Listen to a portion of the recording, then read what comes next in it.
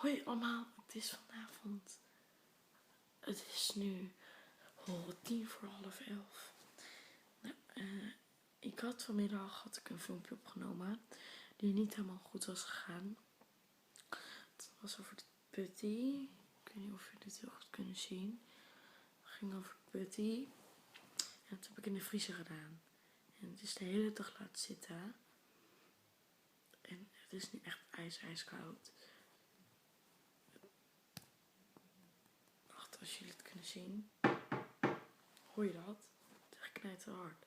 Nou, nu laat ik dit even staan tot morgenochtend. En maak ik voor een before en after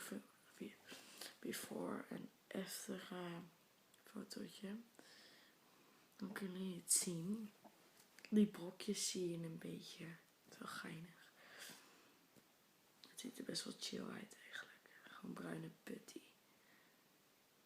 Het ruikt echt lekker naar die body lotion die erin had gestopt. Dat is echt een goed idee, die body lotion. Het zit wel in mijn mond, dat is niet fijn. Als je dit binnenkrijgt, dan dat kan wel. Het is niet giftig of zo, maar dat lijkt me niet fijn.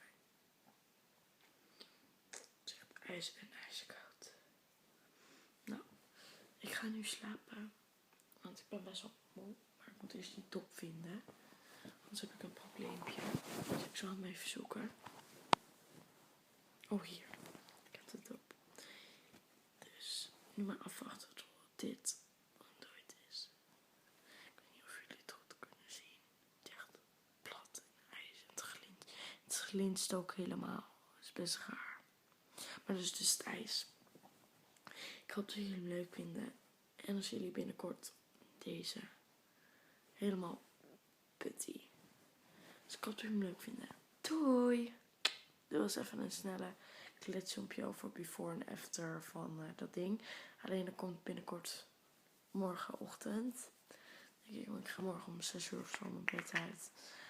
Dus dan zien jullie misschien wel. Nou, ik denk dat ik hem nog niet meteen ga uploaden. Maar misschien wel, maar misschien ook wel niet. Het is niet handig om dat op je bed neer te leggen. Want ik lig nu in bed. Het is niet handig om dat te doen. Want je bed wordt een beetje nat, omdat het natuurlijk koud is. Wacht, misschien kan ik het nu even beter laten zien. Ik probeer jullie even neer te zetten. Ik denk dat jullie omvallen, maar dat zien we wel. Want hij staat aan de oplader. Wacht, die oplader kan er nu wel even uit. Als hij zo blijft staan. Kijk.